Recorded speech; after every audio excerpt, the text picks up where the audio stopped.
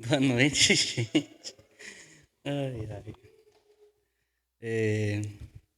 Hoje é a nossa última aula do ano, para a gente finalizar esse assunto, então, da criação. Nós vamos falar sobre o propósito da criação e o propósito da humanidade a partir daquele olhar de que a criação é um grande templo e o tabernáculo é uma réplica da criação. Então, o que os teólogos chamam ali de um microcosmos, né? E a gente vai ver essa relação. E aí eu vou ficar devendo, então, uma aula que eu falei que eu ia gravar, que ela é mais científica do que teológica, que é Terra Jovem, Terra Velha, Evolução e Design Inteligente. E também duas aulas curtinhas para falar sobre a pergunta da Esther lá, como que eles contavam os dias. Eu achei a pergunta dela muito interessante, não ia dar tempo de explicar tudo na aula lá que a gente teve. E aí eu falei então que eu vou gravar um vídeo curtinho, 10 minutinhos só explicando mais ou menos como era. E um outro só explicando por que que a criação ela não era perfeita como na leitura tradicional a gente vê. Ah, que Adão era perfeito, que toda a criação era perfeita. E aí até citei um pouco na aula passada, assim, se tudo era perfeito, então não haveria necessidade de uma árvore que dava vida. Se tudo era perfeito, se a criação, a natureza era perfeita, no sentido de se desenvolver sozinha e tudo mais, não haveria necessidade de Adão ser colocado para guardar e cultivar, porque era tudo perfeito. E aí a gente viu que vários teólogos, na verdade, sim, 90% dos teólogos entendem que Adão e Eva, eles não foram criados perfeitos, mas que eles alcançariam essa perfeição, essa maturidade, através do relacionamento com Deus que eles, infelizmente, quebraram e tentaram fazer tudo por conta própria. Vamos orar para a gente começar, então. Pai, obrigado por esse tempo, que o Senhor nos abençoe, que o Senhor conduza tudo e que o Teu Espírito nos ajude a guardar as informações, nos ajude a fazer com que tudo isso se transforme em devoção e adoração ao Senhor. Em nome de Jesus, amém. Vamos lá, eu quero que alguém comece lendo Números 8, do versículo 1 ao 4.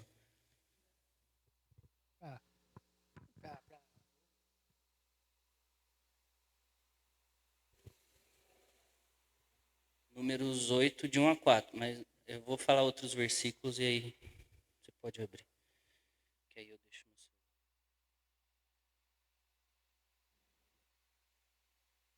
Pode ler. Disse também o Senhor,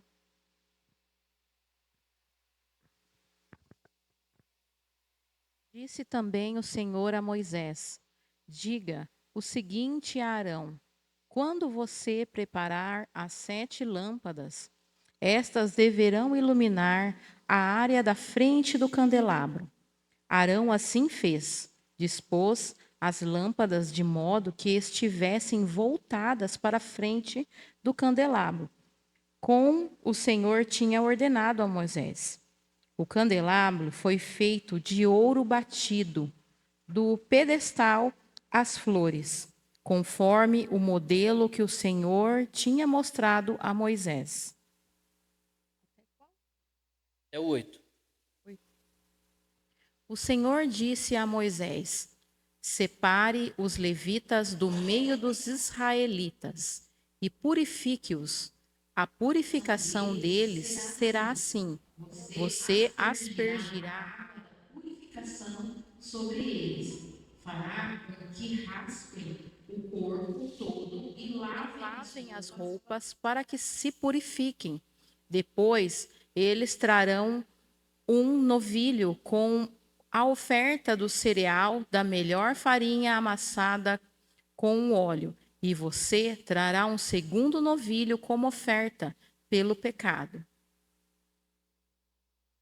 Tá, vamos lá. O que eu quero mostrar aí? Tinha as lâmpadas.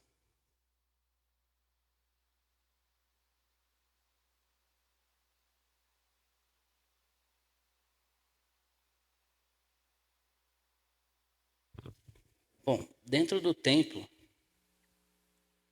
tinha lá a mesa dos pães, os 12 pães, e tinha o candelabro. E aí esse candelabro ele ficava de frente com os pães para que a luz que batesse nele refletisse em cima dos pães.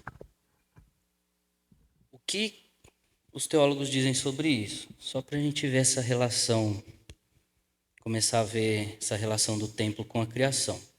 O Gordon Werro, que a gente já viu bastante sobre ele aqui, ele fala assim: se a luz lançasse o seu facho para frente, esse foco cairia sobre a mesa da preposição sobre a qual os 12 pães, que simbolizam as 12 tribos de Israel, eram enfileirados. E aí agora alguém lê para mim Levítico 24, de 5 ao 9.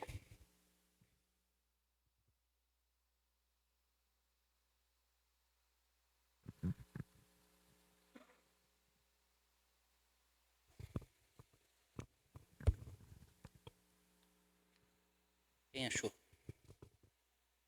O Tintim.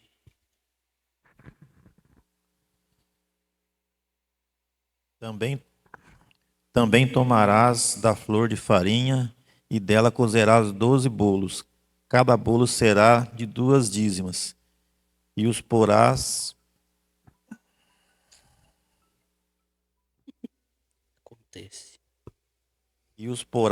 em 2 fileiras, 6 em cada fileira, sobre a mesa pura perante o Senhor. E sobre cada fileira porás incenso puro, que será para o pão, por oferta memorial. Oferta queimada é ao Senhor. E em cada dia de sábado isto se porá em ordem perante o Senhor, continuamente pelos filhos de Israel, por concerto perpétuo. Então ele está falando que a cada sábado, a cada semana, esses pães deveriam ser renovados. E aí ele vai falar que essa luz e o fogo representam a presença doadora de vida e a bênção de Deus. Ou seja, o que está significando aqui? Quando a luz bate e reflete sobre os pães, significava a presença de Deus e a glória de Deus sobre o seu povo. De proteção, de quando eles foram guiados pelo deserto. Então mostrava toda essa proteção de Deus sobre o povo. E que na presença da glória de Deus, eles se renovavam a cada semana. A cada sábado, quando eles paravam na sexta, ia para o sábado para descansar, que era o descanso do Senhor e ter comunhão com o Senhor, quando eles trocavam o pão a cada sábado, mostrava que esse sábado era o que trazia um renovo para o povo. Então, tudo dentro do templo tinha um significado em relação ao que Deus fazia externamente com eles. Alguém lê para mim Êxodo 13, 21 e 22.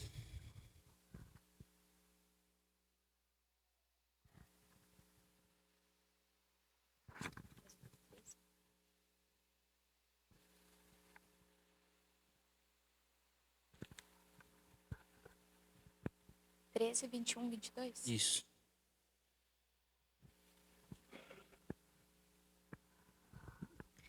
Durante o dia, o Senhor ia diante deles em uma coluna de nuvem para guiá-los no caminho. Durante a noite, em uma coluna de fogo para iluminá-los. Assim podiam caminhar de dia e de noite. A coluna de nuvem não se afastava do povo durante o dia, nem a coluna de fogo durante a noite. Então, dentro do templo, é isso que está significando a mesa dos pães, sobre as 12 tribos, mostrando Deus guiando o povo. É Deus quem conduzia, quem mostrava a sua glória para o povo. E aí ele vai continuar falando. Assim, Arão deveria organizar as lâmpadas de modo que a luz sempre iluminasse os pães da preposição.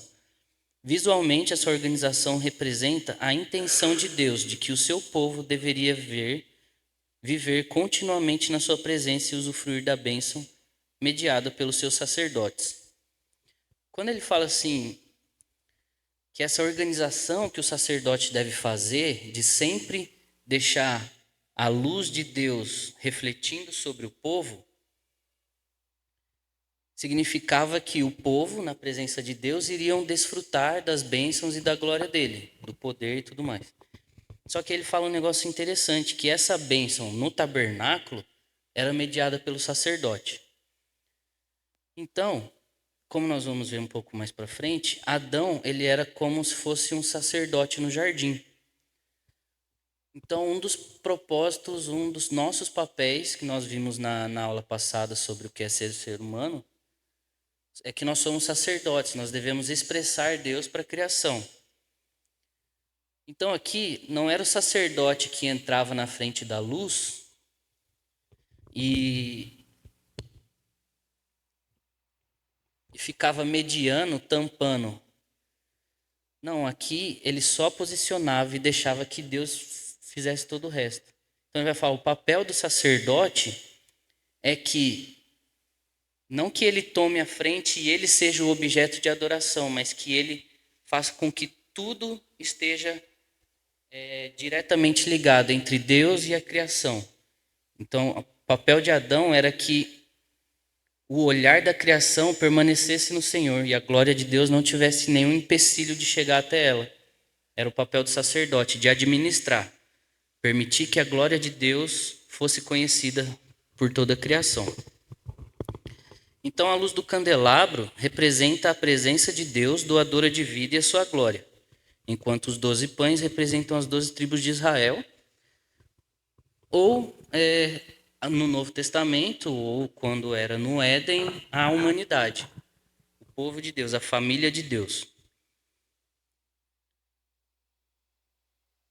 O papel do sacerdote era de organizar perfeitamente as 7 lâmpadas de modo que elas brilhassem sobre os pães, o que nos revela que o nosso papel como sacerdote, o papel da humanidade de cultivar e guardar o jardim, é de fazer com que a glória de Deus seja sempre vista pelo povo.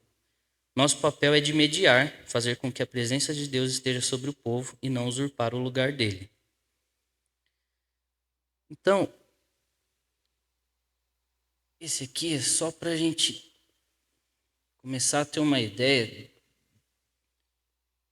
do quê? Lembra que eu falei que Gênesis provavelmente foi escrito nesse período do tabernáculo?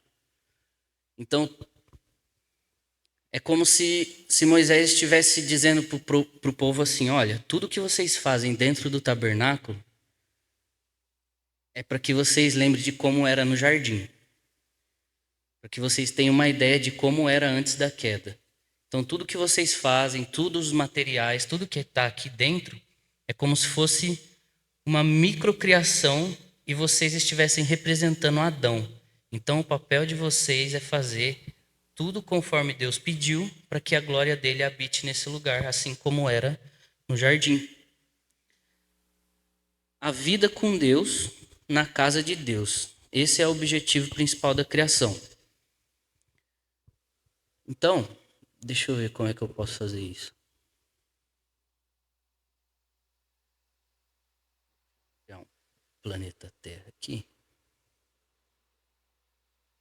Os continentes. Tudo bagunçadinho aqui. Forma geométrica. Só para bagunçar a Pangeia. E o tabernáculo, não vou saber desenhar ele. Mas eu vou fazer um mapa aqui. Só para... Então aqui a gente tem o Santo do Santo. Aqui a gente tem o lugar santo. E aqui a gente tem o pátio. Então aqui a gente tem o planeta Terra, o céu, as regiões celestiais. Então aqui Terra, céu,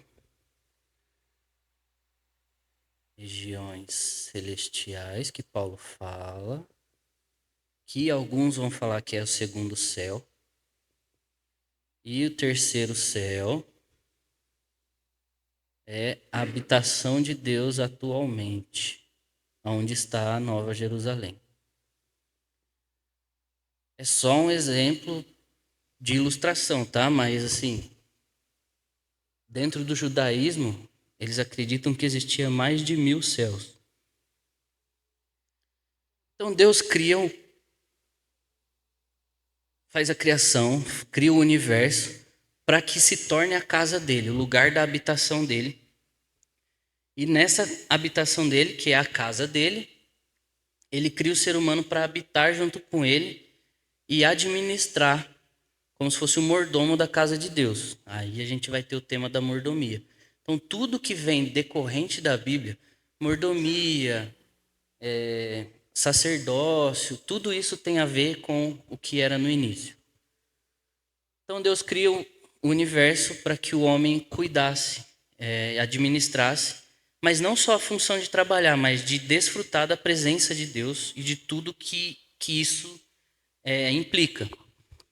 E o templo, a mesma coisa. Eles precisavam administrar o templo para que Deus permanecesse ali naquele lugar. Quando nós vemos os detalhes do templo, em que as paredes e vários objetos eram revestidos de ouro, e a luz refletindo nela significava a presença da glória de Deus por toda a casa.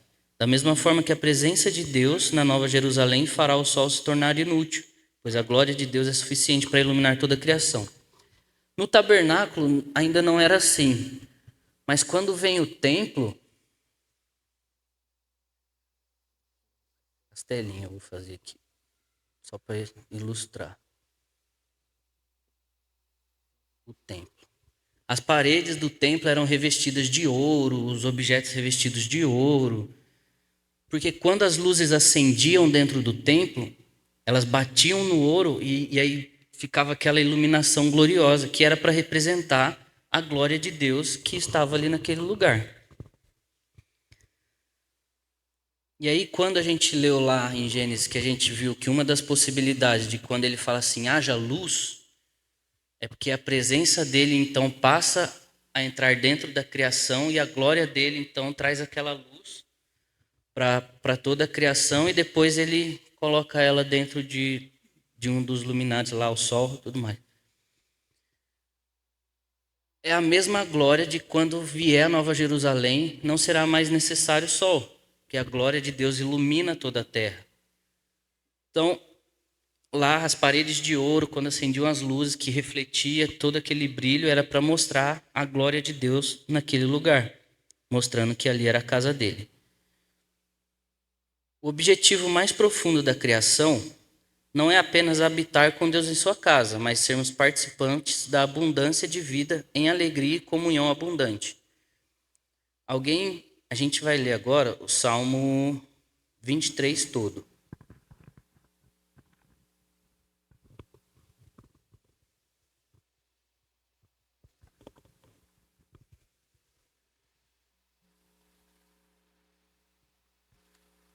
Quem vai ler já pega o microfone aí, que aí eu vou fazendo algumas pausas.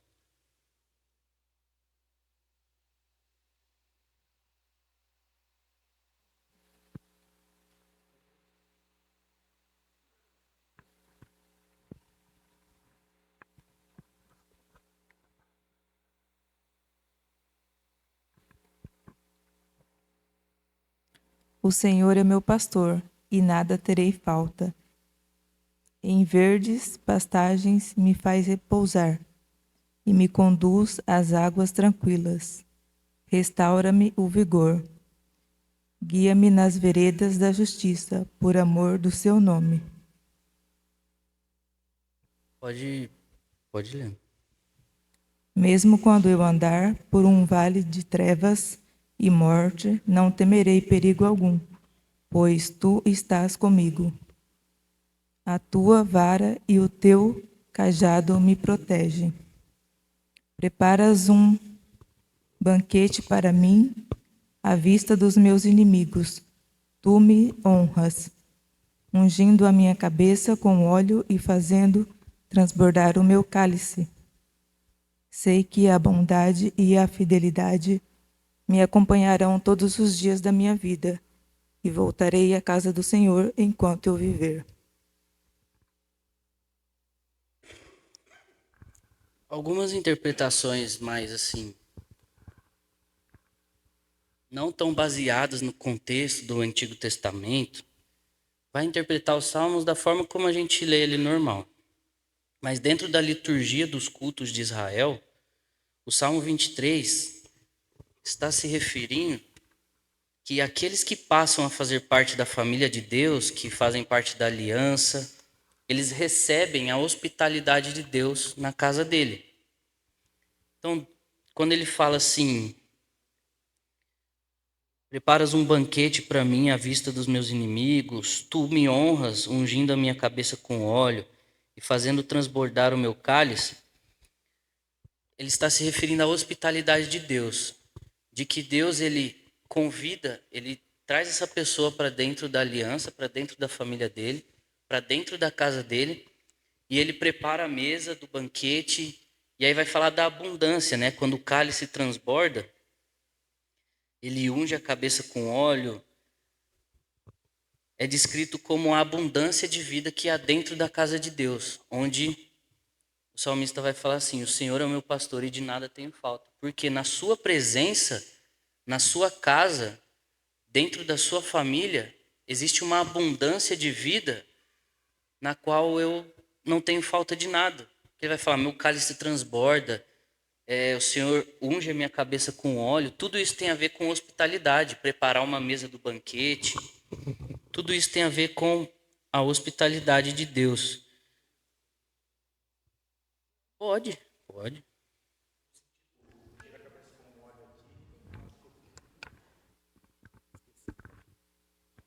O sentido do ungir a cabeça com óleo aqui, né, traz para dentro de casa, né, do banquete, tararau, daí fala do cálice, que faz sentido por conta da mesa, mas o sentido de ungir a cabeça com óleo é o sentido pastoral, tipo de Davi, de cura mesmo. Então ele fala que tipo, na casa do Senhor há cura em abundância, nesse sentido. Isso, É isso mesmo. tem a ver com o cuidado de Deus. Quando Davi ungia as ovelhas com óleo ali, alguns vão falar assim, que como as ovelhas ficavam no pasto, então o rosto dela ficava cheio de mosquito, né? Que atrapalhava elas de verem e tudo mais. Então ele jogava óleo que espantava esses mosquitos. Então tem a ver com cuidado pastoral, tudo tem a ver com isso mesmo. Bom, vamos ler Gênesis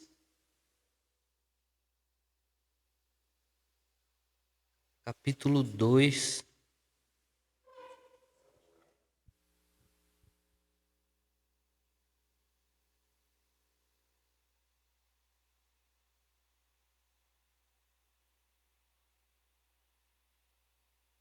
A partir do 8. Vou tentar desenhar aqui embaixo. Ora, o Senhor Deus tinha plantado um jardim no Éden. Então,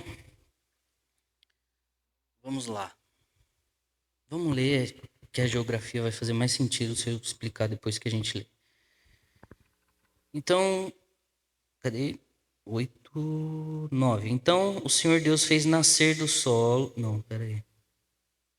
Isso. Então, o Senhor Deus fez nascer do solo todo tipo de árvore agradável aos olhos e boa para o alimento. No meio do jardim estava a árvore da vida e a árvore do conhecimento do bem e do mal. No Éden nascia um rio que irrigava o jardim. Depois se dividia em 4 braços, e o nome do primeiro é Pison, e ele percorre toda a terra de Avilá, onde existe ouro. O ouro daquela terra é excelente. Lá também existem o bidélio e a pedra de ônix. O segundo percorre toda a terra de Cuxi e Gion, é o Gion. O terceiro, que corre pelo lado leste da Síria, é o Tigre. E o quarto é o rio Eufrates. Vamos lá. Vou apagar.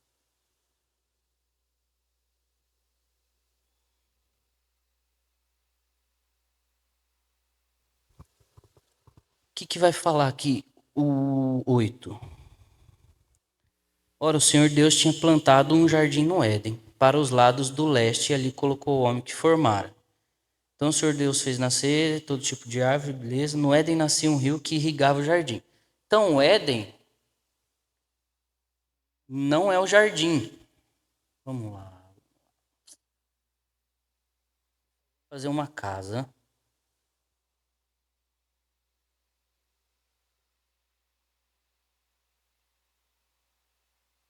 E aí, o lado leste, eu não sei lá qual que é o lado leste aqui, tá? Mas é o direito meu ou de você? Então,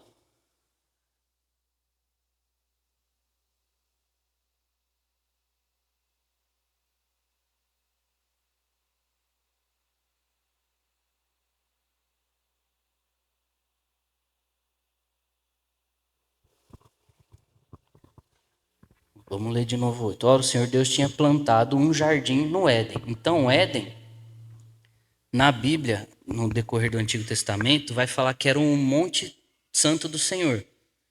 Então, provavelmente, a casa de Deus ficava no topo de um monte, que nesse monte, o monte e a casa de Deus se chamava Éden.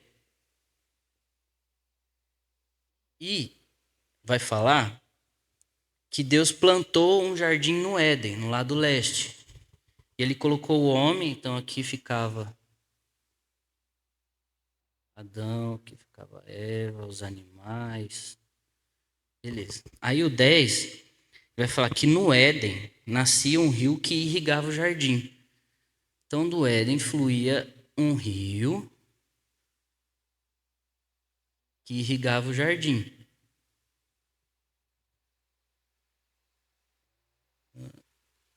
Irrigava o jardim e depois se dividia em 4. E aí então esse rio aqui, ele se dividia em 4 rios.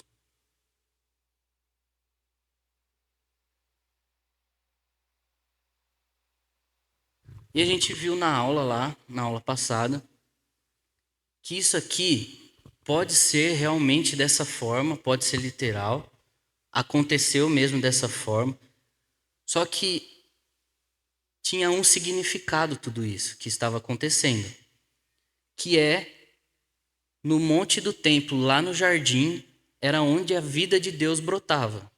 Ali era a fonte da vida. Por isso que a árvore da vida, como nós vimos também, ela simbolizava que ali naquele lugar, toda a vida que acontecia ali naquele lugar vinha do próprio Deus. E esses rios, então, literais, eles existiram e alguns deles existem, mas simbolizava a vida de Deus fluindo para o restante da criação. Então é como, sei lá, se aqui, nessa região geográfica, ficava a casa de Deus, o jardim, e esses rios, eles levavam a vida de Deus para o restante da criação. Assim, o rio que não pisou, não. O Senhor Deus colocou o homem no jardim para cuidar dele e cultivá-lo. E o Senhor Deus ordenou ao homem: coma livremente de qualquer árvore do jardim, mas não coma da árvore do conhecimento do bem e do mal, porque no dia em que ela comer, certamente morrerá.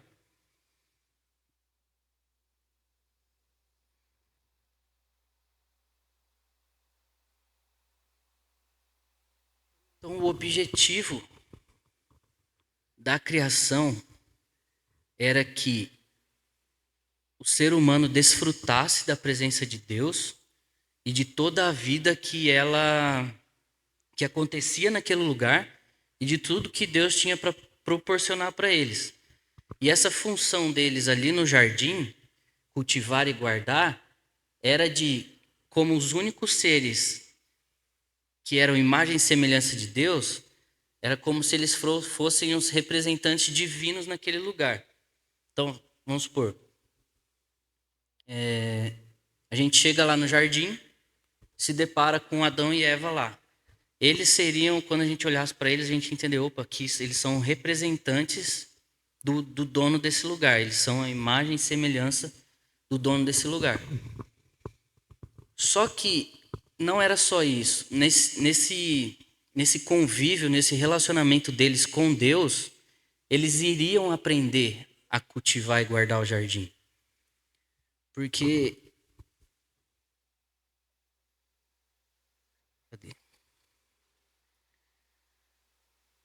a palavra cultivar e guardar, ela remete também a proteger o jardim, de um guarda, um guardião do jardim.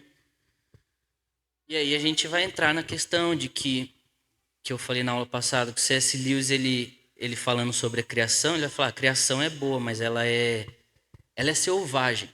Ela precisa de cuidado, ela precisa de que alguém administre aquilo ali para não virar bagunça.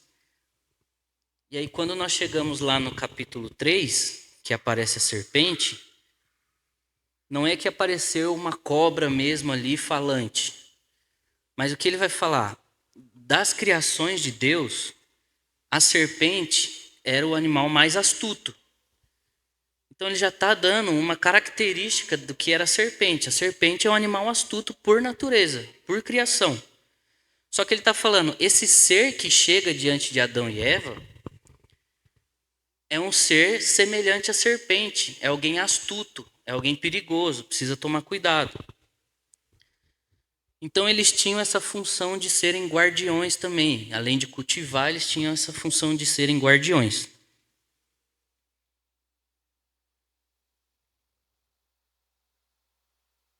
O Éden, a palavra Éden, ela significa delícia ou prazer.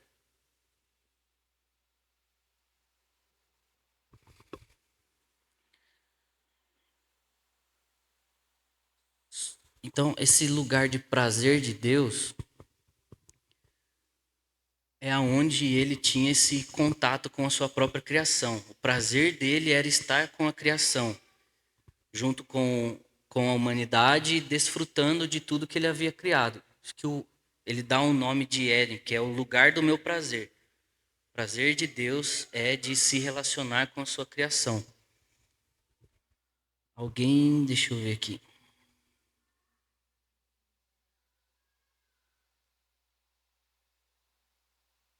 A nossa esperança de uma nova criação não é simplesmente de ter o corpo glorificado, ir para o céu, não ter mais dor, de voar sobre as nuvens. Eu acho que essa é até uma leitura muito pobre do que é a nova criação, a nova Jerusalém. Porque tem a ver com um anseio mais profundo do nosso coração de que eu preciso estar na presença de Deus. Eu preciso voltar a estar na presença de Deus, porque é de lá que flui a vida. É de lá que vem tudo o que eu preciso. A esperança é de que no mais profundo do nosso coração existe o anseio de contemplar a beleza de Deus. Vamos ler Salmos 16, do 9 ao 11. Alguém já abre aí, e o outro abre em Salmos 27, 4.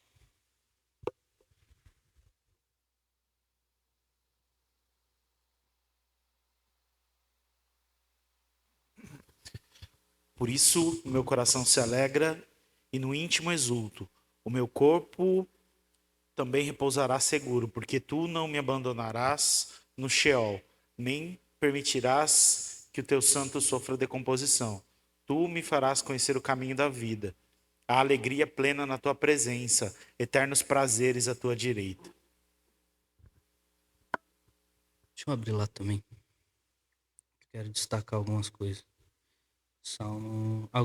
Quem vai ler o 27, o 24, 7? 27, 4.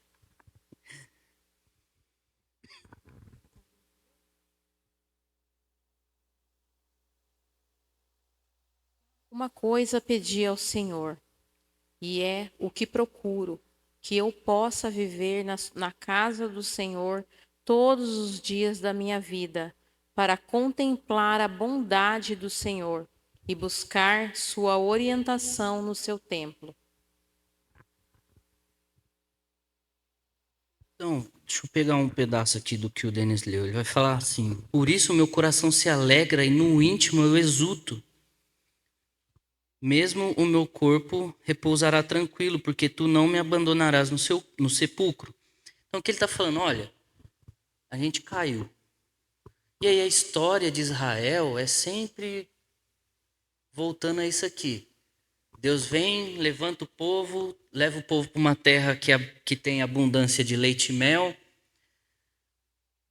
convive com eles ali no tabernáculo, no templo, e o povo de Israel cai. Então eles estão sempre repetindo a história do Éden, sempre repetindo a história do Éden. E aí o que ele está falando, olha, deixa eu pegar do 7 aqui. Bendirei o Senhor que me aconselha, na escura noite o meu coração me ensina. Sempre tem o Senhor diante de mim. Ou seja, o que ele está falando? Sempre tem o Senhor diante de mim. Eu estou sempre na presença do Senhor. Com ele, à minha direita, não serei abalado. Por isso, meu coração se alegra e no íntimo exulto. Mesmo o meu corpo repousará tranquilo, porque tu não me abandonarás no sepulcro. O que ele está falando? A gente caiu, mas o Senhor não vai permitir que eu fique aqui, porque esse não é o propósito original de Deus. O Senhor ele vai continuar. Tu me farás conhecer o caminho da vida, ou seja, o Senhor vai dar um jeito de fazer que eu volte. Não permitirá que o teu santo sofra decomposição. Aí aqui é uma referência a Jesus.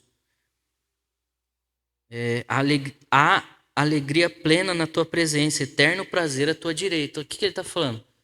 Enquanto eu estiver diante do Senhor, haverá vida, mas a partir do momento que eu me afasto, o que ele está falando? Que na presença de Deus, e aí eu vou voltar um pouco na mensagem de domingo, a questão da santidade. Nós temos o Espírito Santo habitando em nós, nós estamos diante da presença de Deus o tempo todo. Salmo 119, se eu deito, se eu acordo, se eu vou para o mais profundo abismo, se eu vou mais alto céu, o Senhor ali está. Então a gente está sempre aqui. Então a santidade nossa, ela deveria expressar isso aqui. Alegria plena e eterno prazer. Ou seja, a santidade ela é algo alegre. Ela não é algo rabugento sabe? A santidade, ela expressa a vida de Deus para o mundo.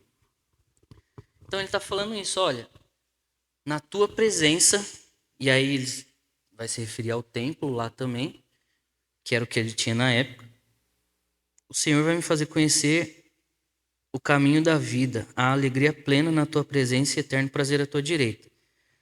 27:4.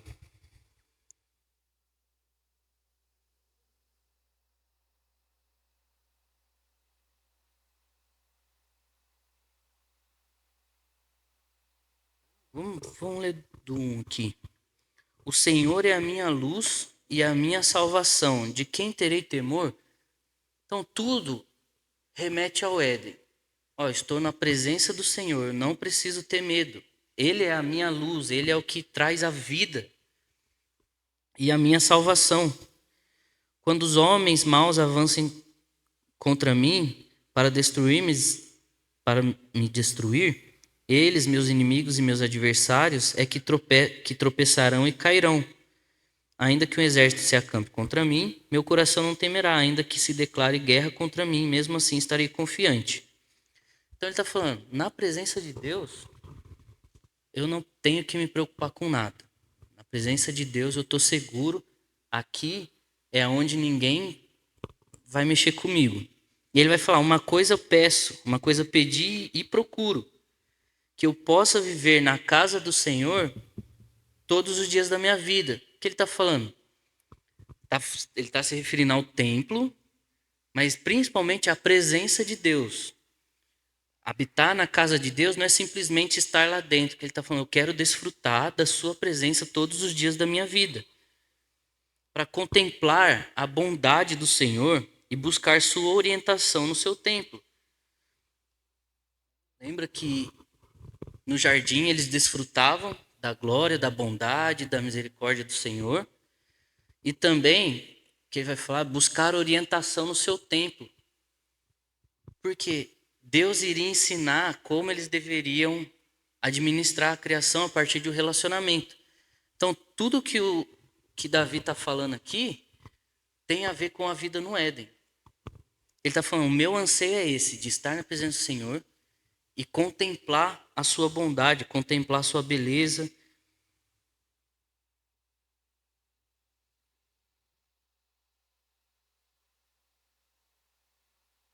Mas aí houve a queda. E aí como que a gente resolve isso?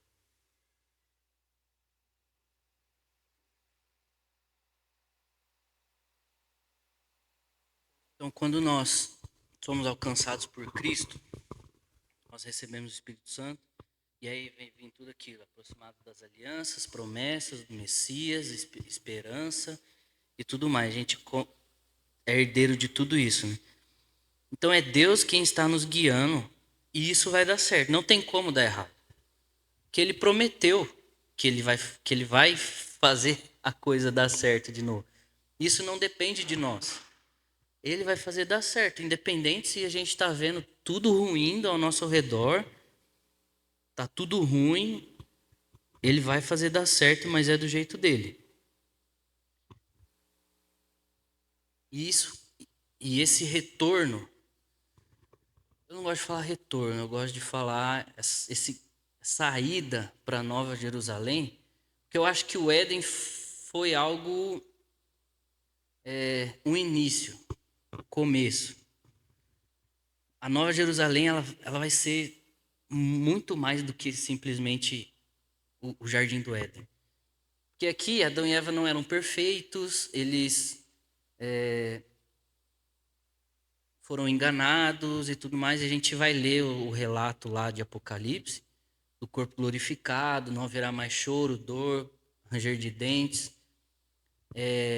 O pecado não mais terá influência sobre nós, então a gente não vai ter a possibilidade de sermos enganados de novo. Então, a Nova Jerusalém é algo muito maior do que o Éden.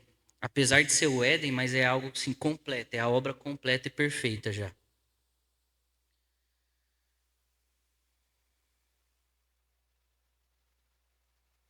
E ele começou isso com Jesus, né? Esse caminho que a gente cai, aí a gente vai ver que o Éden some da terra, e aí começa esse caminho, essa peregrinação, que é o livro de Hebreus. Essa peregrinação do povo para Nova Jerusalém. Então, Hebreus, só abrindo uma janela aqui, Hebreus, o livro de Hebreus, ele fica caminhando em duas coisas. É transição de eras. A gente está vivendo aqui, onde está tudo ruim, mas fiquem olhando para cá, que a gente está indo. É como a peregrinação do povo até o Monte Sinai e do Monte Sinai até a Terra Prometida. É esse caminho que nós estamos fazendo, simbolicamente. Nós estamos num período de deserto, de caos, destruição, guerras e perseguição, murmuração, pecado. Nós estamos peregrinando por esse deserto rumo à Terra Prometida, que é a Nova Jerusalém. Então o livro de Hebreus fica transitando nessas duas coisas. Ó, a gente tá acontecendo isso aqui, mas fica olhando para lá. Então a gente está nesse caminho aí que começou através da obra de Jesus. Essa restauração de toda a criação, ela já começou.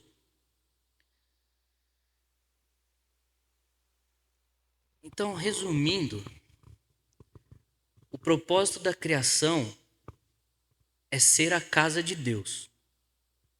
O propósito da criação é ser a casa de Deus. Deus construiu o universo, tudo o que ele fez é para que seja a casa dele. E nós fomos criados para habitar na casa de Deus, mas não só isso, mas desfrutar de toda a vida que ele tem para oferecer. E que a gente não tem nem ideia de como isso é. E trabalhar em conjunto com ele para a renovação do mundo, porque é isso que a gente vai fazer. A gente não vai ficar voando no céu igual o anjinho depois que ele voltar. Junto com ele, nós vamos trabalhar para a restauração de todas as coisas. Então a gente vai cultivar e guardar a criação mais uma vez, como era para ser. Só que a partir de um relacionamento pleno com ele. E aí os catecismos, não sei se vocês têm contato com isso, não é catecismo da Igreja Católica não. São uns livros que, durante a história da igreja, foram escritos para responder perguntas principais de forma resumida. Então, a gente vai ter o Catecismo Menor de Westminster, o Catecismo Maior. O menor é porque as respostas são mais curtas ali, né? São mais objetivas. E o maior, ele traz uma explicação mais ampla dessas respostas.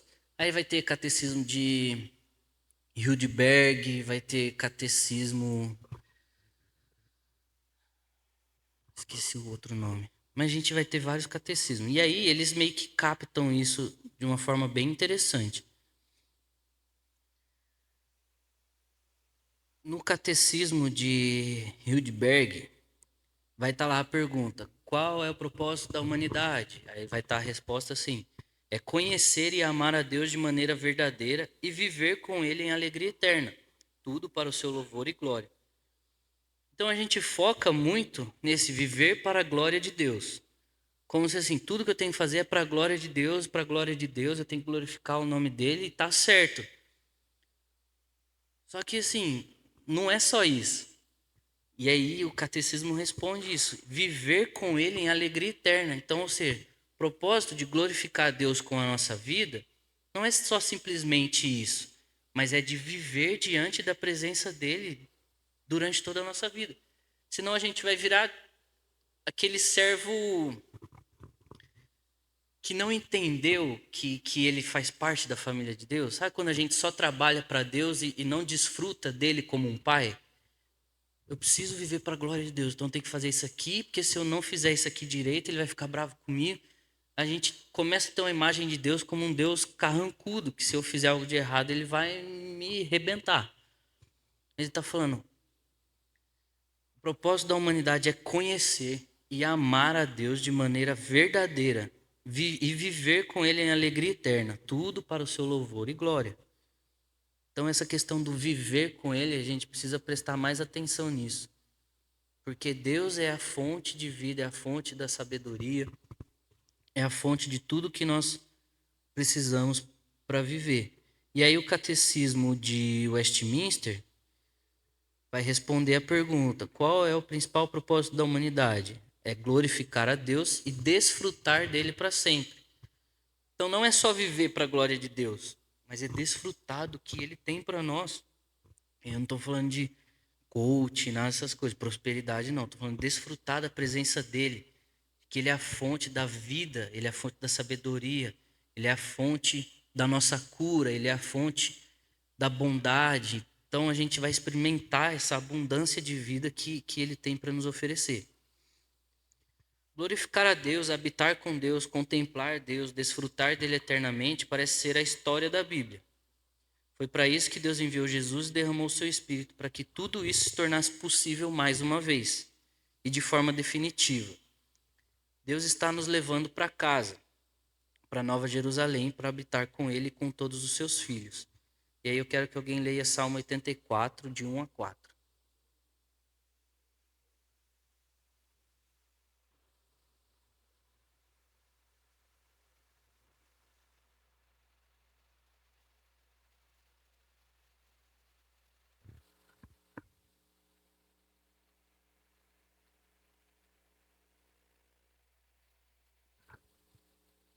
Pode ler, quem?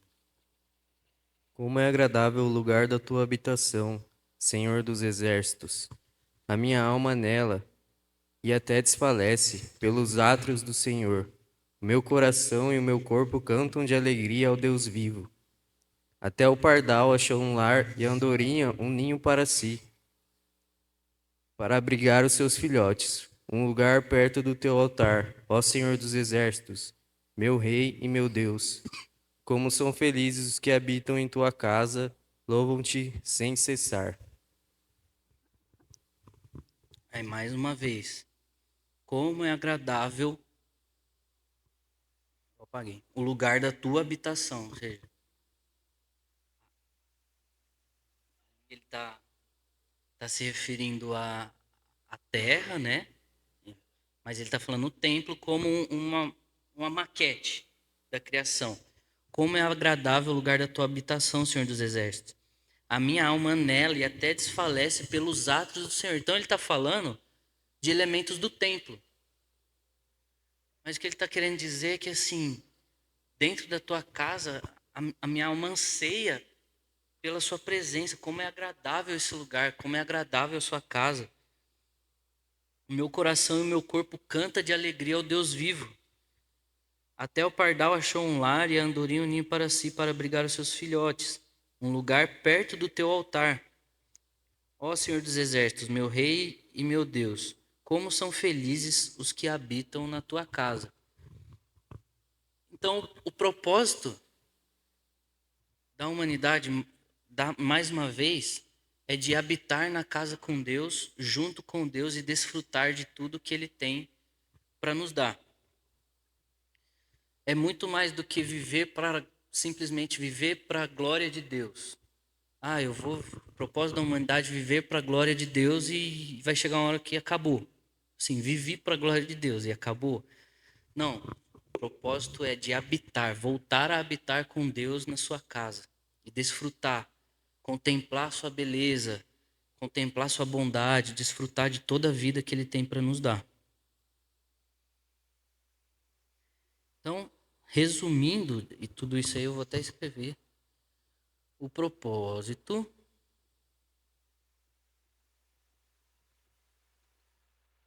da criação é ser a casa de Deus. Então, a criação é a casa de Deus.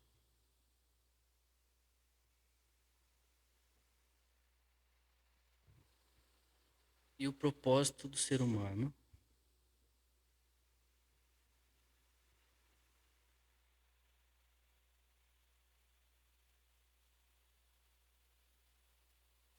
é habitar com Deus em sua casa.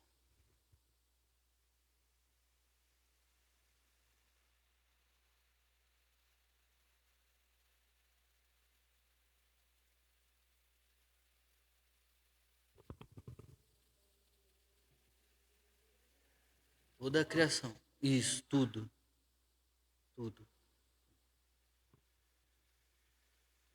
Estar com Deus em sua casa e desfrutar da sua glória. E essa glória se refere à bondade, misericórdia, amor, sabedoria, tudo mais.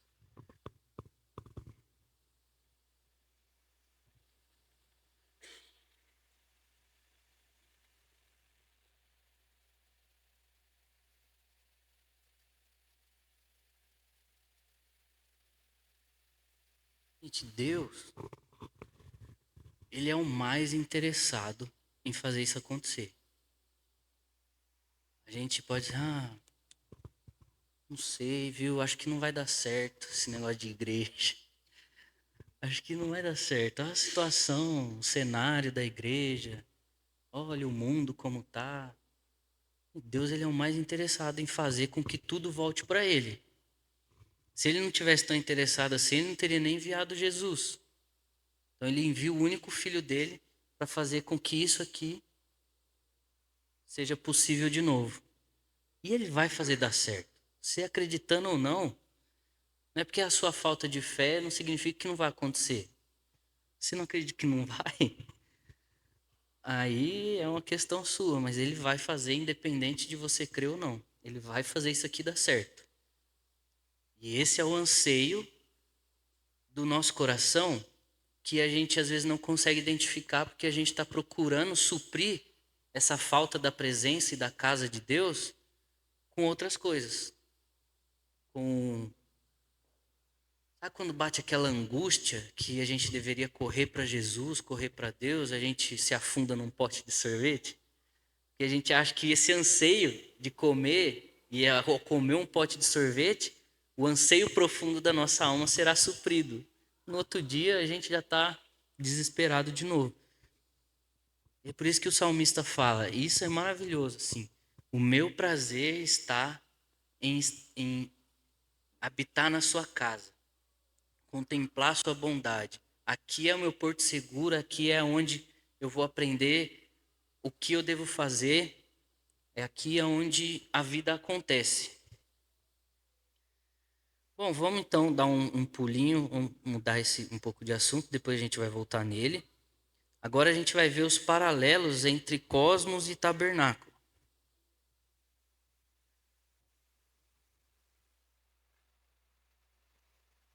Então, no mundo antigo, o universo, o cosmos, era entendido como um grande templo. A gente viu um pouco disso.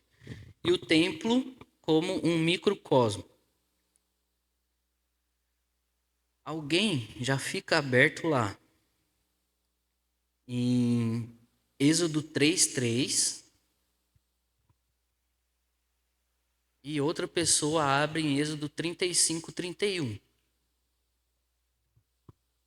Rapidinho.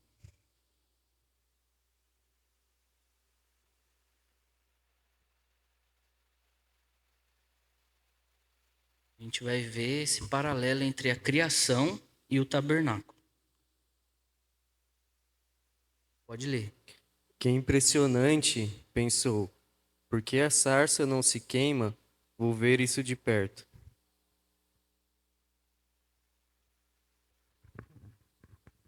Nossa, eu acho que...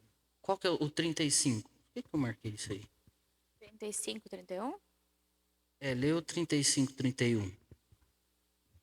E o encheu do Espírito de Deus, dando-lhe sabedoria. É esse? É esse aí. Eu marquei o outro errado. E o encheu do Espírito de Deus, dando-lhe sabedoria, habilidade e pleno conhecimento artístico. Lê o 30. Então Moisés disse aos israelitas: Considerem que o Senhor escolheu Bezalel, filho de Uri, filho de Ur, da tribo de Judá, e o encheu do Espírito de Deus, dando-lhe sabedoria, habilidade e pleno conhecimento artístico, para desenhar e executar trabalhos em ouro, prata e bronze. Isso. Esse versículo é o início da construção do tabernáculo. E quando ele fala que Deus deu a Bezalel o Espírito de Deus, conhecimento, sabedoria e tudo mais, é o mesmo Espírito que pairava sobre as águas da criação. Então a gente começa a ver, esse Espírito de Deus que contribuiu para a organização da criação é o mesmo Espírito dado a Bezalel para a construção do tabernáculo. O dom artístico, aí vai ter a questão da estética e tudo mais. Isso, eu vou colocar o nome aqui agora.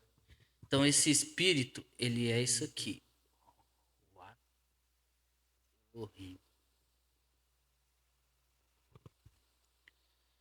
Que aparece sobre as águas no momento em que Deus passa a organizar e colocar tudo em seu lugar, com as suas devidas funções, é o mesmo Espírito enviado a Bezalel para criar as coisas do tabernáculo. Sabedoria, entendimento, conhecimento são os mesmos atributos pelos quais a Bíblia relata que Deus criou o universo. Então, se o Espírito pairando sobre as águas, para você não ter tanta conexão com esse versículo, alguém abre em Provérbios, capítulo 3, versículo 19 e 20.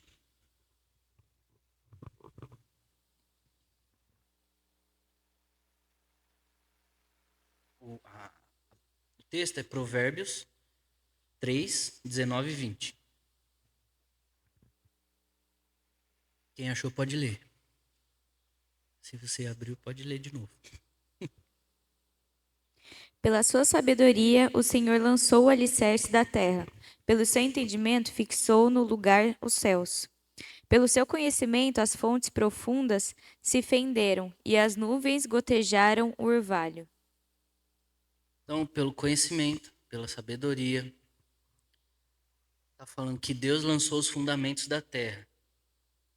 Então, esse mesmo Espírito de Deus estava sobre Bezalel, conhecimento, sabedoria para a construção do tabernáculo.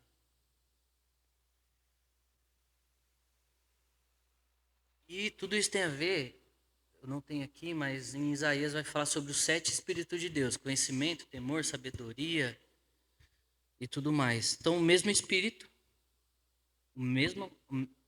os mesmos atributos que Deus usou para organizar toda a criação, a estética, a beleza, a criatividade, é o mesmo Espírito dele que ele coloca em Bezalel para a construção do tabernáculo.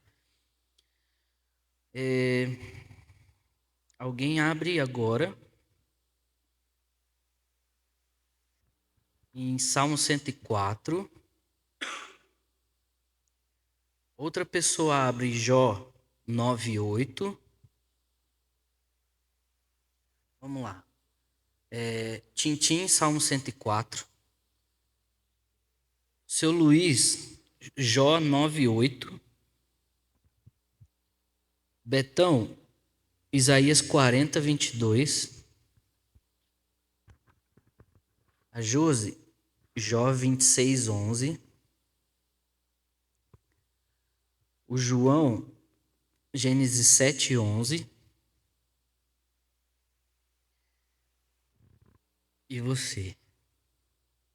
Salmo 78:23. Ele estava olhando para minha cara assim, me escolhe, me escolhe.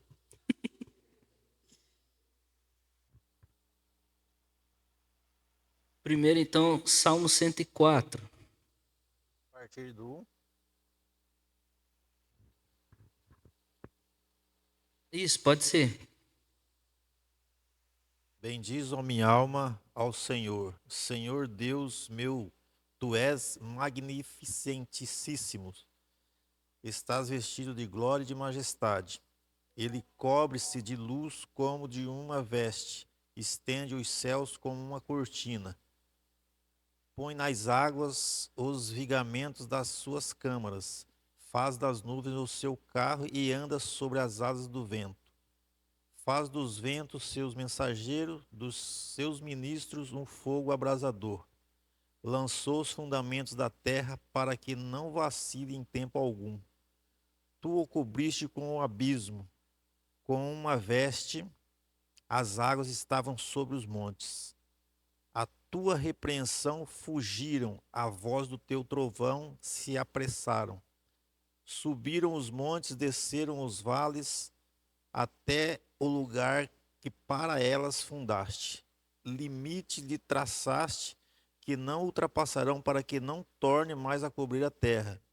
Tu que nos vales fazes rebentar nascentes, que corre entre os montes. Dão a de beber todos os animais do campo, os jumentos monteses matam com elas a sua sede. Junto delas habitam as aves do céu, cantando entre os ramos. Ele rega os montes desde as suas câmaras, a terra farta-se do fruto das suas obras. Ele faz crescer a erva para os animais e a verdura para o serviço do homem, para que tire da terra o alimento. E o vinho que alegra o seu coração, ele faz reluzir o seu rosto com o azeite e o pão que fortalece o seu coração. Satisfazem-se as árvores do Senhor, os cedros do Líbano que ele plantou. Onde as aves se aninham, quanto a cegonha, a sua casa é nas faias. Os altos montes são um refúgio para as cabras monteses e as rochas para os coelhos. Designou a lua para as estações e o sol conhece o seu acaso. Ordenas a escuridão e faz-se noite, na qual saem todos os animais da selva. Os leõezinhos bramam pela presa e Deus busca o seu sustento. Nasce o sol e logo se recolhe e se deita nos seus covis. Então sai o homem para a sua lida e para o seu trabalho até a tarde. Ó Senhor, quão variadas são as tuas obras. Todas as coisas fizeste com sabedoria, cheia está a terra das tuas riquezas. Isso, até aí. Então aqui a descrição é um detalhe da criação que a gente não tem em Gênesis. Vai ter uma riqueza mais de detalhes aqui. E tudo isso ele está falando lá nos primeiros versículos que o Tintin leu. Que ele estabeleceu os fundamentos sobre as águas. Tudo isso ele está se referindo à própria casa. Agora o Jó 9:8. Só ele estende os céus, e anda sobre as ondas do mar. Então, aqui está falando sobre o poder de Deus, que só Ele tem poder para fazer isso. Isaías 40, 22.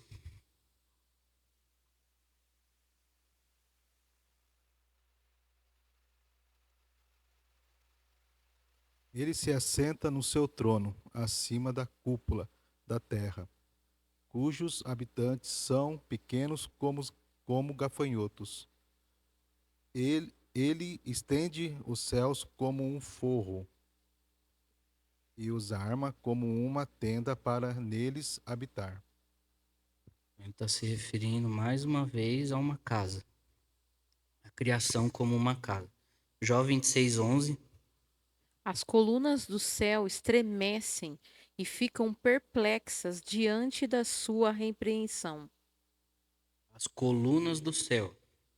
Tem a ver com o alicerce da casa dele. Que é o versículo que o Betão leu, vai falar que Deus está assentado no seu trono acima da cúpula da terra, que eu apaguei.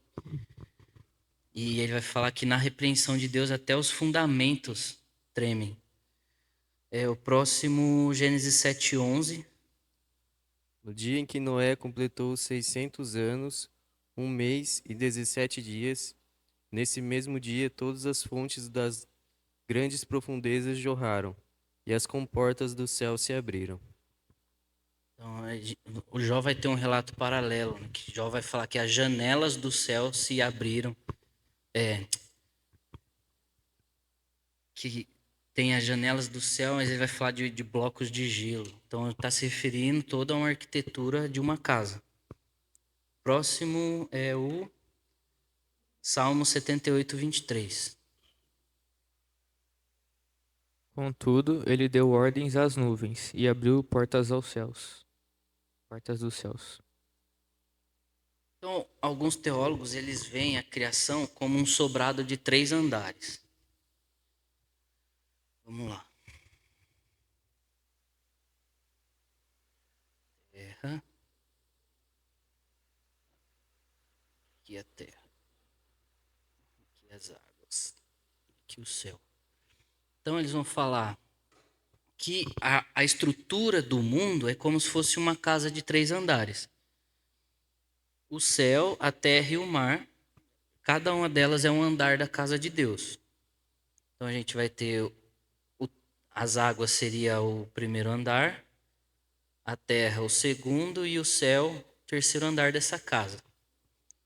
Outros teólogos, como J.K. Bale, a gente fala G.K. Bale, ele vai defender aqui que a estrutura do mundo não é dessa forma. Que a estrutura do mundo é a terra, então não tem as águas já vai fazer parte da terra. O planeta Terra seria o paralelo com o templo, seria o pátio do templo. O céu, a terra, ele se refere tanto ao mar quanto a esse céu azul que nós vemos. Ele vai falar, esse seria o primeiro andar da casa de Deus, seria o pátio do templo, onde todo mundo habita, onde todo mundo pode ficar ali. Igual no templo lá, todo mundo podia ficar, mas aí a partir dos próximos era só sacerdotes e as pessoas que eram autorizadas. O segundo andar da casa de Deus seria o céu acima desse céu azul, que Paulo chama de regiões celestiais. Seria o segundo andar, onde habitam os principados, potestades celestiais. Regiões celestiais. Principados, potestades, onde tem as guerras lá, que aí Arcanjo Miguel brigou com não sei quem lá, que eu não lembro agora, com o príncipe da Pérsia. Está falando, é uma guerra entre os seres celestiais. O segundo andar da casa de Deus, então, é essa região celestial. E o terceiro andar da casa de Deus, que alguns chamam de terceiro céu, é onde está esse trono de Deus que o Betão leu. que Deus se assenta no seu trono acima da cúpula da terra. Então essas regiões celestiais aqui seria essa manta, esse forro que alguém leu aí também, da terra, e é onde Deus está assentado ali em cima, governando todas as coisas.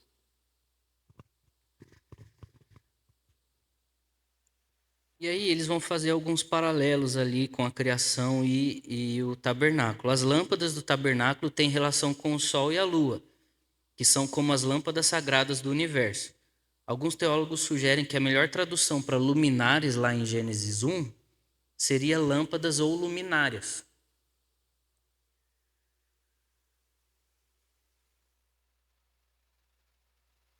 E aí eu quero que alguém abra para mim em Êxodo 39:43.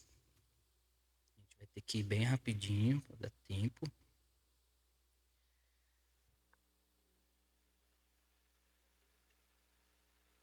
Não vai dar tempo de ver todos os elementos do templo. Na verdade, a gente nem vai ver eles assim.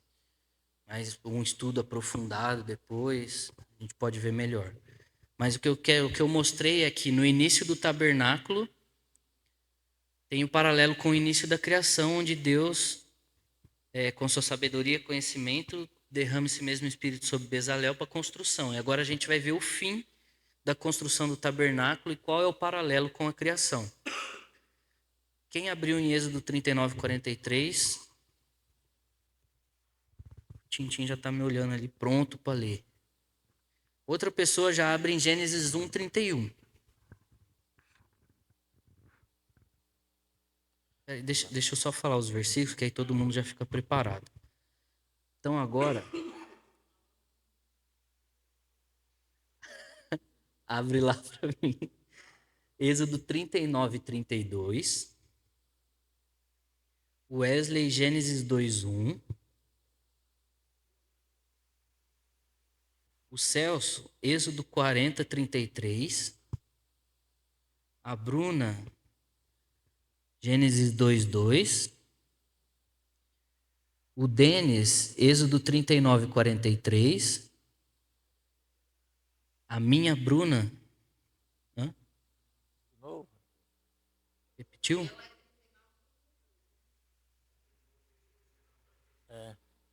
Tá, então deixa esse aí. Então você abre Gênesis 2:3. A minha Bruna, Êxodo 49. E Vaneide, Gênesis 2:3. Acho que não é. Mas vamos lá. Eu acho que eu marquei 2 vezes aqui. Vamos lá, Tintim, Gênesis 39:43. Viu, pois, Moisés toda a obra, e eis que tinha feito, como o Senhor ordenara. Assim a fizeram. Então Moisés os abençoou. Gênesis 1:31.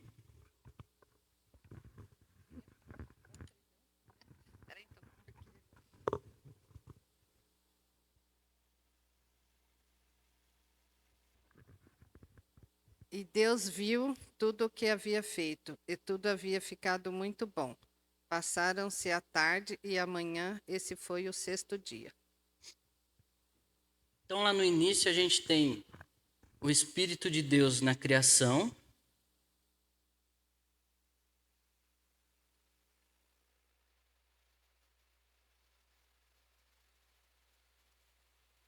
E o Espírito de Deus no início da construção de tabernáculo. Agora a gente vai ter Moisés. Lê de novo. Pode ler sem seu microfone.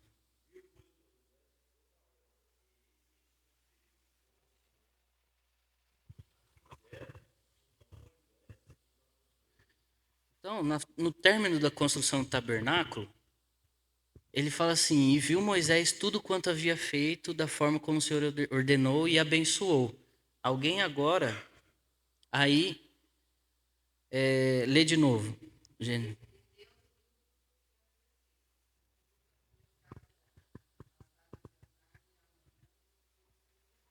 Então, da mesma forma que Gênesis 1 vai relatar isso, o mesmo Moisés diz sobre a finalização do tabernáculo.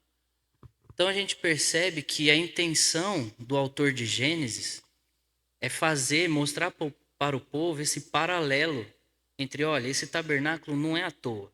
Não é à toa que vocês estão fazendo isso. O que vocês estão construindo, tudo que vocês estão fazendo, é uma réplica do jardim.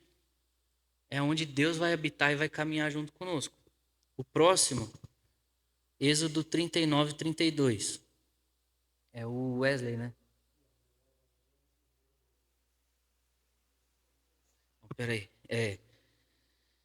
Ah, não, desculpa, é o Celso. O Celso é Êxodo 39, 32. Meu microfone. Êxodo 39, 32. Assim foi encerrada toda a obra do tabernáculo, a tenda do encontro. Os israelitas fizeram tudo conforme o Senhor tinha ordenado a Moisés. Isso aí, agora o Wesley vai ler Gênesis 2:1. Assim foram concluídos os céus e a terra, e tudo que neles há. Isso. Percebe de novo a mesma narrativa usada para criação está sendo usada para o tabernáculo. Êxodo 40, 33. É a Bruna, né?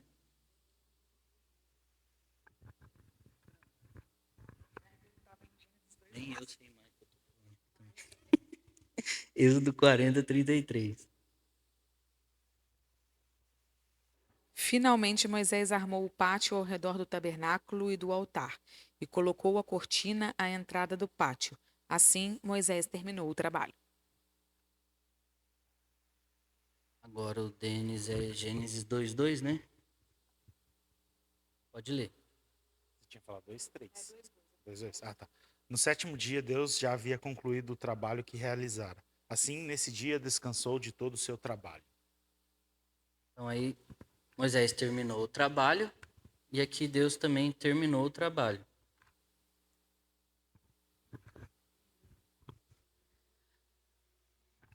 Êxodo 39, 43 de novo. Não. Alguém lê Gênesis 2:3 aí? Quem que ia ler? 49? Lê então. Pode ler sem o microfone mesmo.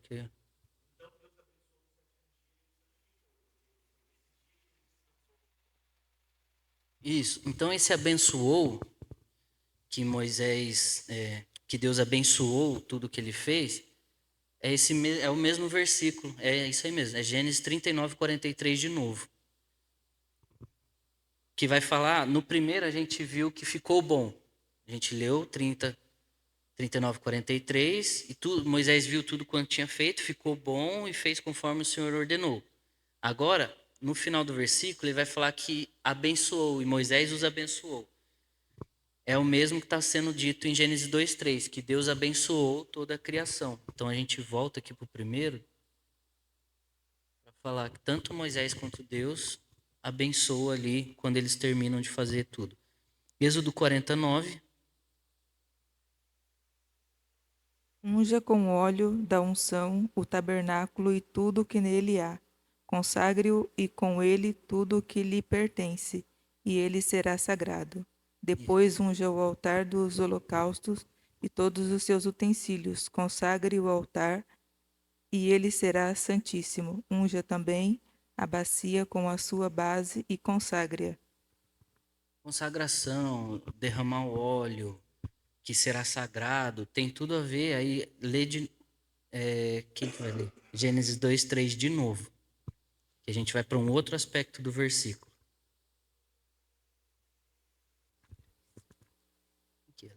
Ninguém, né? Abençoou Deus o sétimo dia e o santificou, porque nele descansou de toda a obra que realizara na criação.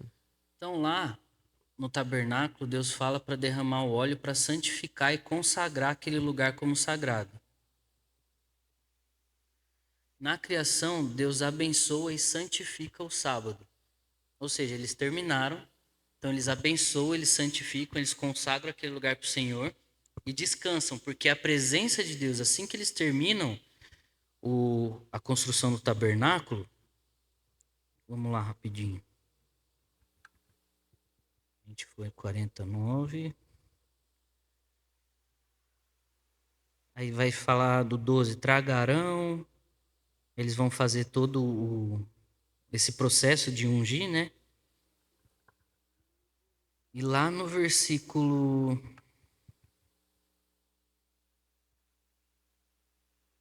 34. Então, quando eles terminam, lá no Gênesis 49, terminou e agora eles vão ungir para consagrar, todo o restante do capítulo vai falar como foi essa consagração, santificação. Então, na criação, Deus ele termina tudo, termina de fazer a criação, ele abençoa e santifica e descansa, o 7º dia. E aí a gente viu que esse descanso de Deus não é que ele estava cansado, mas é que ele senta no seu trono e contempla toda a criação. Ele desfruta de tudo aquilo que ele criou, porque a sua presença já estava manifesta em toda a criação. Quando eles consagram o tabernáculo com óleo para santificar, consagrar o Senhor, tornar aquilo sagrado, aí até o versículo 33 vai explicar como eles fizeram isso. Como eles concluíram tudo isso. Finalmente, Moisés armou o pátio ao redor do tabernáculo, colocou a cortina à entrada do pátio, assim Moisés terminou a obra. Assim como Deus terminou a obra no 6º dia. Versículo 34, então, seria como se eles tivessem entrado no sábado. Assim que eles terminaram, uma nuvem cobriu toda a tenda do encontro, e a glória do Senhor encheu o tabernáculo. Moisés não podia entrar na tenda do encontro, porque a nuvem estava sobre ela. E a glória do Senhor enchia o tabernáculo. E aí sempre que a nuvem se erguia sobre o tabernáculo, os israelitas seguiam em viagem. Mas quando a nuvem não se erguia, eles não prosseguiam. Só partiam no dia em que ela erguia.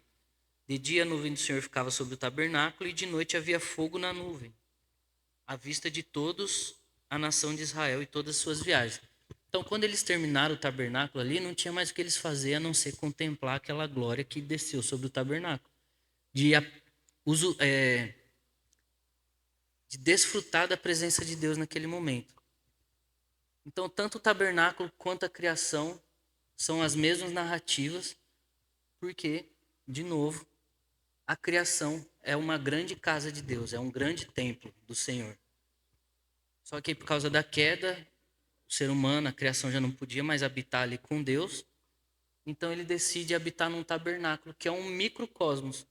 E aí, não sei se a gente vai voltar nesse assunto um dia, mas aí eu queria indicar para vocês esse livro, O Templo e a Missão da Igreja, uma teologia bíblica sobre o lugar da habitação de Deus. É um livro onde ele vai explicar detalhadamente tudo, assim, a madeira usada no templo, o que ela significava na criação. E aí vai ter o relato lá que as cortinas do tabernáculo, elas tinham as cores do céu, que eu mandei lá no grupo hoje. E elas tinham os desenhos de querubins e de estrelas, que essas cortinas representam o céu. A parede de ouro, quando a luz batia, refletia a glória de Deus, para mostrar a glória de Deus na criação. Então ele vai explicar detalhadamente tudo isso, como isso acontece. Vai ter um outro livro que ele é mais fácil, porque esse aqui ele é acadêmico. Isso aqui é uma tese de doutorado ou de mestrado do autor, que ele resolveu fazer um livro. Mas vai ter um livro mais simples do Kevin Corner, que chama Tabernáculo de Davi. E lá ele vai explicar também de forma mais simples o que cada coisa significava. Tem algumas coisas que a gente precisa reconsiderar no que ele fala lá, porque é meio exagerado. Mas é bom, um livro bom.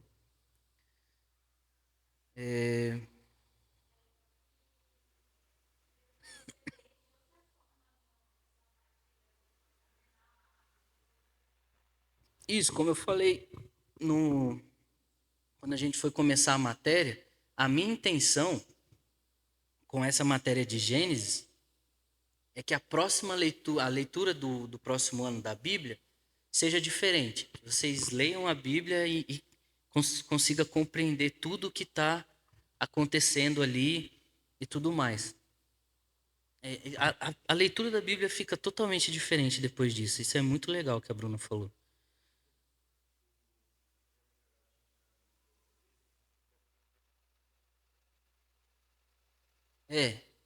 Esse livro aí, ele é da metade para frente desse. Esse livro aí está dentro desse livro aqui. Só que aí, como ficou muito teológico, muito denso, aí o Bale fez esse outro livro só para falar do Novo Testamento para cá. A igreja como o templo de Deus, que é o que ele vai tratar do Novo Testamento aqui. Nossa, esse livro é excelente. Seria Deus entre nós, e aí vai falar que o templo agora de Deus é o povo de Deus, não mais um templo físico de parede e tudo mais. Deixa eu ver aqui.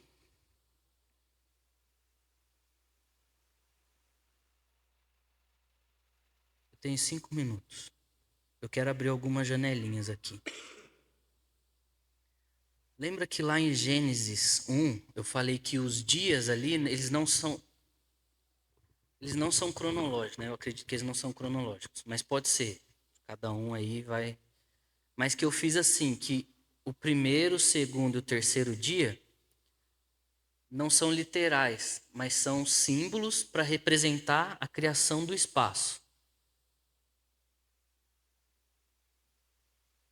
E o quinto, sexto, sétimo dia... Não, 7 não, é 4, 5, 6. Tô vendo que tá esquisito. 4, 5 e 6 exatamente o preenchimento desse espaço. E que a intenção do autor, então, não é relatar a ordem da criação cronologicamente, mas esse 1, 2 e 3 são etapas da criação e não dias. E aí, esse livro aqui, Quem Subirá ao Monte Santo do Senhor, é um livro sobre Levítico, mas o fundamento dele todo está em Gênesis.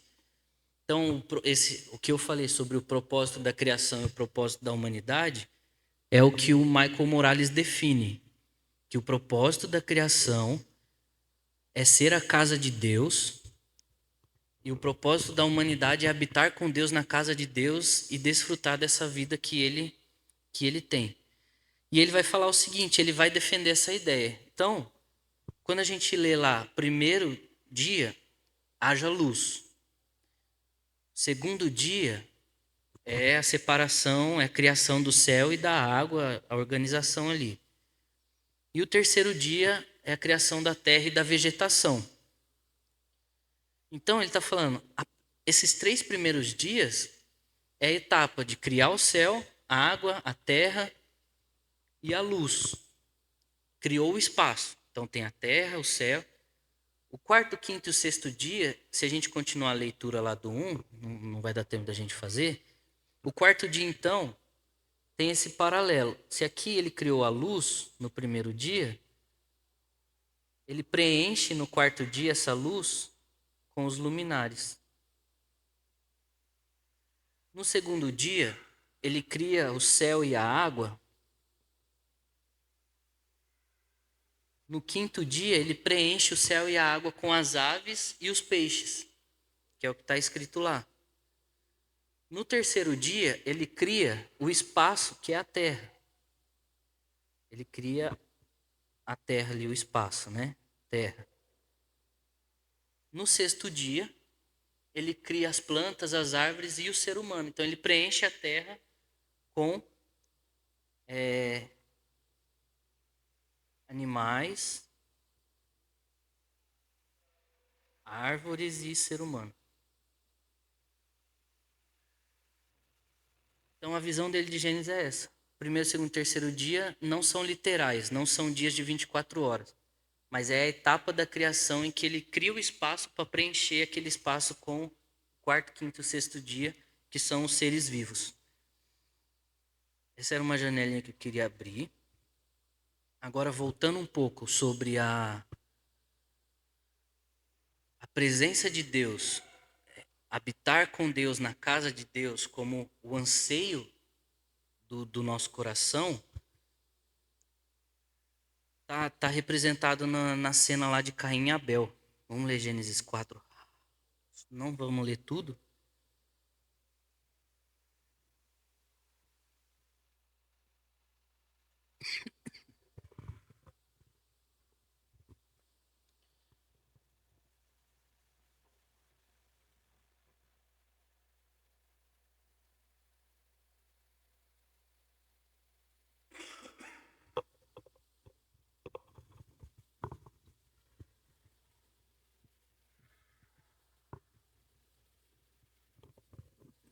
Deixa eu só dar um contexto.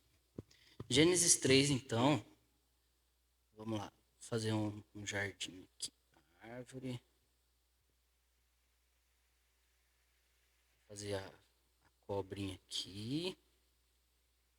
Mas não era uma cobra, era um ser celestial, astuto como a serpente. Adão e Eva. E aqui eu vou fazer um portão, aqui, como se fosse um portão. Quando Adão e Eva comem, pecam, caem, vai vir aquela sequência de julgamentos de Deus. Ali, a serpente vai comer do pó da terra, o homem vai ter que suar para conquistar as coisas, a mulher vai ter a dor no parto. É uma estrutura poética. Aquelas sentenças de Deus ali, elas não necessariamente são literais. Mas todos os teólogos concordam que ali é uma estrutura poética para se referir às consequências de tudo que eles fizeram. Então não é só o que está escrito ali. É uma representação de tudo que eles passaram a viver. E as consequências de tudo. E aí, quando eles são expulsos, eu quero dar uma dor de cabeça para vocês agora. Em momento nenhum fala que Satanás foi expulso do céu. Quem que foi expulso do jardim? Adão e Eva.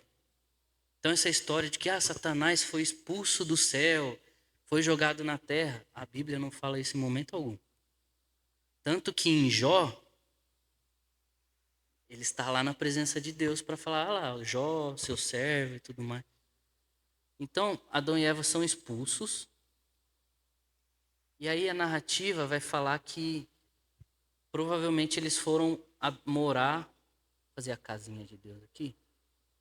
E o jardim, aqui é um monte, né? Então, provavelmente, eles foram morar em alguma região próximo ao Éden. E aí coloca os querubins aqui para guardar o jardim, para eles não entrarem e comerem da árvore da vida, que eles podiam comer, mas não comeram, né? Infelizmente. E aí vamos para Caim e Abel. Quando Caim e Abel vai oferecer uma oferta a Deus, vê que eles não perdem essa presença por completo, de imediato. Eles não perdem. Porque eles chegam diante de Deus para oferecer as ofertas. O que os teólogos vão dizer? Que Caim e Abel, provavelmente, ou eles vieram oferecer essa oferta, Caim e Abel, no portão do jardim, eles foram lá oferecer no portão do jardim essa oferta a Deus, e outros teólogos vão falar que não, que eles iam até a presença de Deus lá oferecer essa oferta a Deus. E aí vai ter tudo aquilo que Caim fez, né? Mata Abel e tudo mais. E aí o julgamento de Deus para Caim, ele é muito doloroso.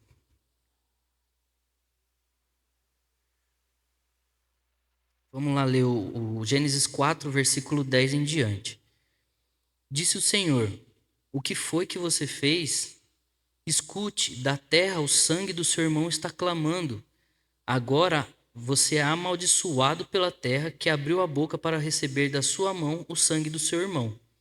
Quando você cultivar a terra, essa não lhe dará mais da sua força. Você será um fugitivo e errante pelo mundo. Aparentemente, a gente não tem nada demais. Só que a interpretação de Caim a respeito desse julgamento de Deus. Disse Caim ao Senhor: o meu castigo é maior do que eu posso suportar. Hoje o Senhor me expulsa dessa terra.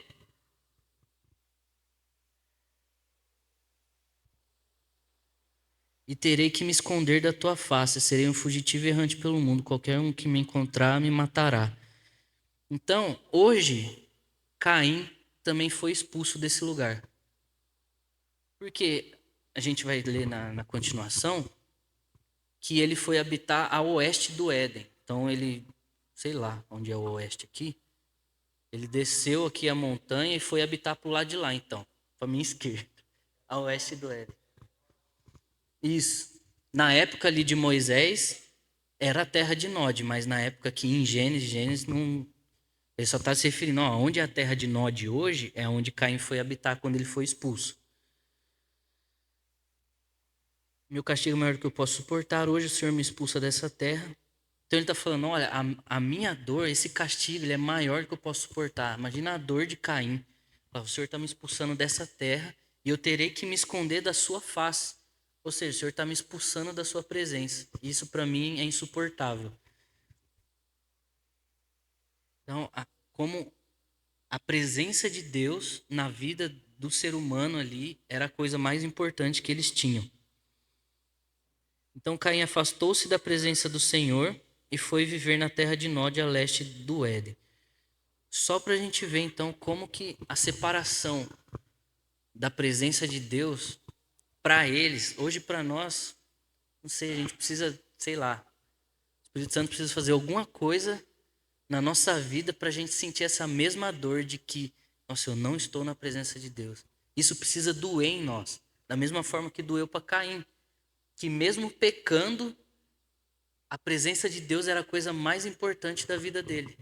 Ele falou, é um castigo que eu não consigo suportar.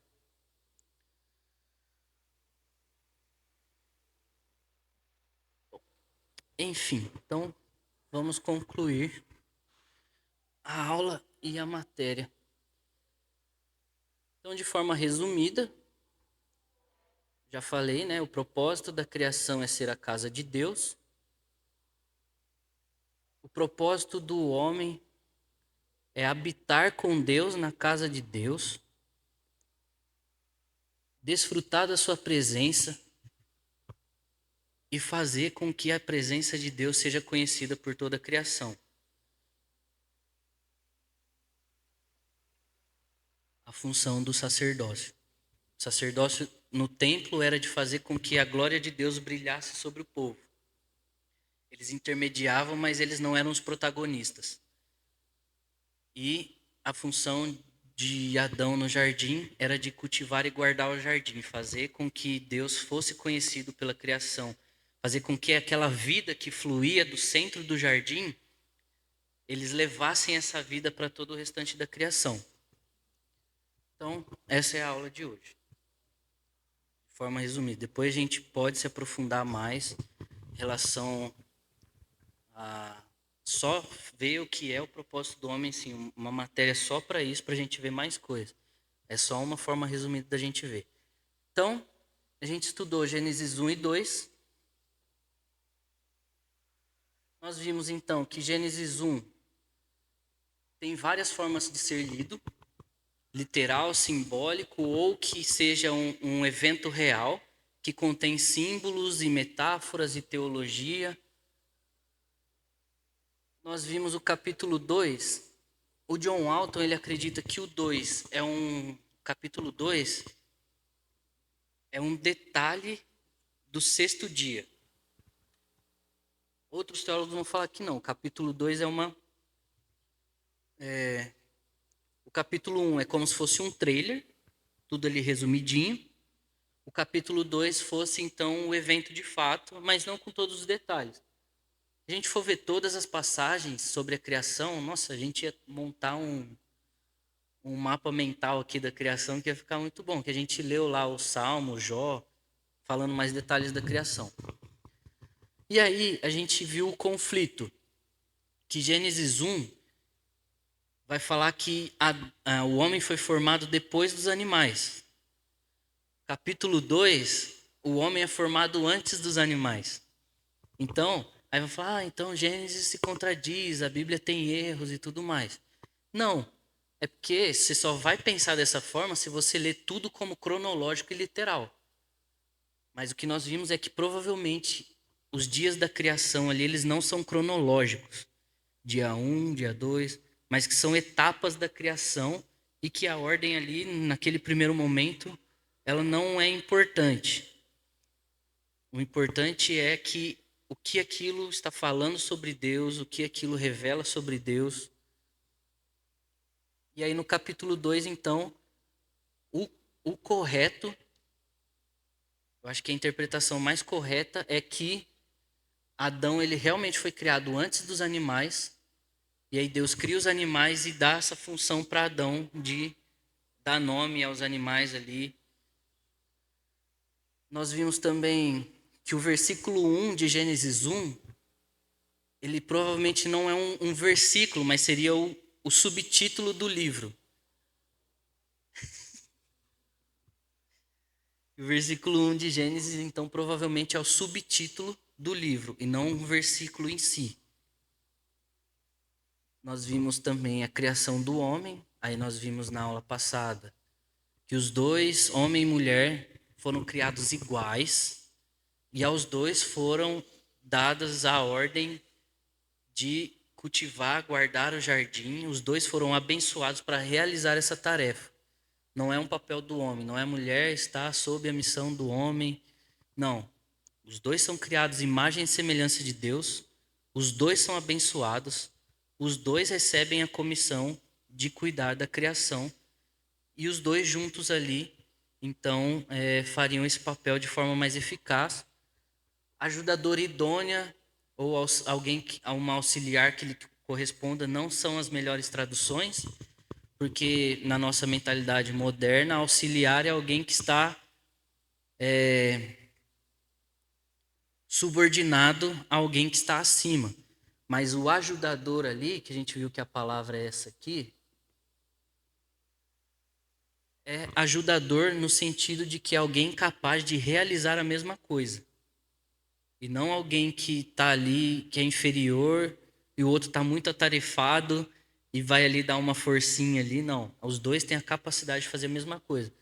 Porque essa palavra, ajudador,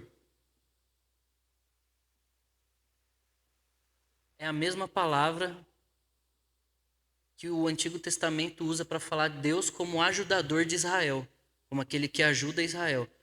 Então, se aqui ajudador é alguém inferior, a Bíblia está falando que Deus então era inferior, estava submisso ao povo. E não é. É alguém que tem a mesma capacidade de fazer as mesmas tarefas, porém os dois juntos realizam ela de forma mais eficaz, de forma melhor. O capítulo 2 eu fiz em vídeo lá, já subiu, graças a Deus consegui mandar aquele vídeo. Estava entrando em desespero já.